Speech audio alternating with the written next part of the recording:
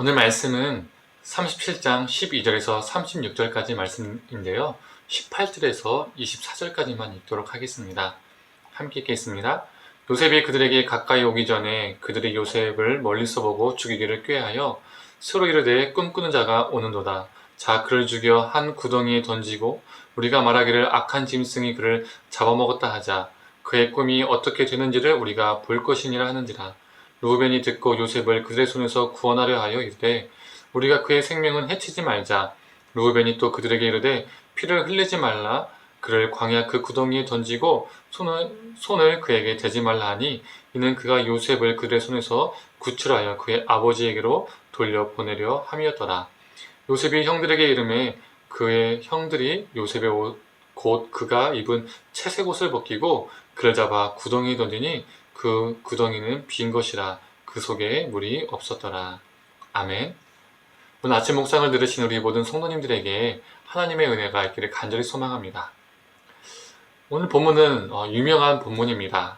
요셉의 형들은 요셉을 향해 안 좋은 계획을 세우죠. 그건 바로 요셉을 죽이는 것이었습니다. 아무리 미워도 형제를 죽이고자 하는 것 참으로 악한 것이죠. 그런데 루벤은 그 요셉을 살리기 위해서 동생들을 말리고 구덩이에 던지자라고 제안을 합니다. 이는 나중에 요셉을 구해서 아버지에게로 돌려보내기 위함이었습니다. 그런데 분위기가 심상치 않았던 것 같습니다. 그때 유다가 다른 형제들에게 또 다른 제안을 하죠. 우리의 혈육이니까 동생을 죽이는 것은 유익하지 않다. 그러니 죽이는 대신에 동생을 팔자라고 제안을 합니다.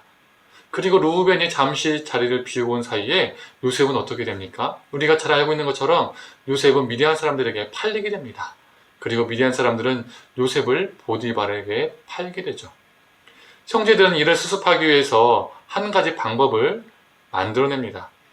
요셉의 채색 옷에 염소의 피를 묻히고 아버지 야곱에게 가지고 간 것이죠. 요셉이 짐승에게 잡아먹힌 것처럼 꾸민 겁니다. 아버지 야곱을 속인 것입니다. 그런데 이 사건을 보시면 예전에 어떤 사건과 참으로 비슷하다, 오버랩되는 사건이 있지 않습니까? 떠오르는 사건이 혹시 있지 않습니까? 바로 야곱이 자신의 아버지 이삭을 속인 사건과 비슷합니다. 왜 그럴까요? 야곱이 자신의 아버지를 무엇으로 속입니까? 창세기 27장 15절과 16절의 말씀입니다.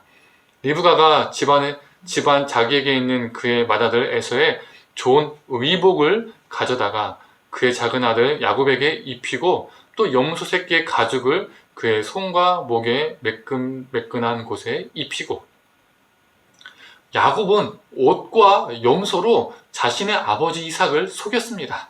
그런데 이번에는 야곱의 아들들이 옷과 염소로 야곱을 속이는 것이죠. 옷과 염소로 속였던 자가 이번에는 옷과 염소로 속임을 당하고 있습니다. 참 묘한 사건이죠. 오늘 본문 37장은 27장에 일어난 야곱의 지난 행위를 비판하는 역할을 합니다. 야곱이 지금 이 순간에는 아들들에게 속아 넘어가지만 시간이 흘러서 요셉이 애굽에 살아있다는 것을 알았을 때에 자신이 아들들에게 속았다는 것을 깨닫게 되었겠죠. 그리고 그는 아마 속으로 이런 생각을 하지 않았을까요? 염소와 옷으로 아버지를 속였던 내가 아들들에게 염소와 옷으로 속임을 당했구나. 하나님은 기억하고 계시는구나. 그리고 하나님은 나로 하여금 나의 죄를 기억나게 하시는구나. 야곱에게 요셉이 애굽에 살았다는 소식은 기쁨도 있었겠지만 잊고 있던 자신의 죄를 돌아보고 회개하는 기회도 되었을 겁니다. 우리 하나님은 어떤 분이실까요? 사랑과 인자가 많으신 분, 자비가 많으신 분, 노하기를 더디하시고 오래 참으시는 분. 네, 맞습니다. 하지만 동시에 우리 하나님은 죄를 묵과하지 않으시고 그 죄를 미워하시며 우리가 그 죄를 깨닫기를 원하시며 우리가 그 죄로부터 온전하게 회개하기를, 돌이키기를 원하시는 분이십니다. 우리 하나님은 죄를 간과하시는 분이 아니시기에 여러 방법으로 우리의 죄를 떠오르게 하시고 들춰내시고 깨닫게 하십니다. 그리고 바로 그때가 우리가 회개할 수 있는 절호의 기회가 되는 것입니다. 그리고 오늘 본문에서 동생을 판 형들에게도 어떻습니까? 그 형들도 후에 회개의 기회가 찾아오지요. 사랑하는 성도님들, 깨닫게 하실 때에, 우리 죄를 들춰내실 때에 바로 그때가 우리의 진짜 기회입니다. 창피스러울 수도 있고 수치스러울 수도 있지만 바로 그때가 회개의 기회입니다. 그 기회를 놓치지 않고 하나님의 은혜를 구하는 자가 되기를 원합니다. 그 기회를 놓쳐서 하나님의 진노를 쌓는 자가 아니라 깨닫게 하시고 들춰내실 때에 자복하며 삶을 돌이키는 저와 우리 성도님들이 되기를 간절히 축원합니다. 함께 기도하겠습니다. 하나님, 오늘 본문은 참 묘한 사건입니다. 옷과 염소로 속였던 자가 이제는 옷과 염소로 속임을 당하는 본문입니다.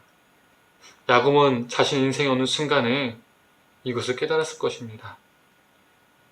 하나님, 우리 하나님은 죄를 미워하시고 죄를 묵과하지 않으시고 우리에게 죄를 깨닫게 하시고 죄를 들춰내시고 그 죄를 우리가 회개하게 원하시는 분임을 보게 됩니다.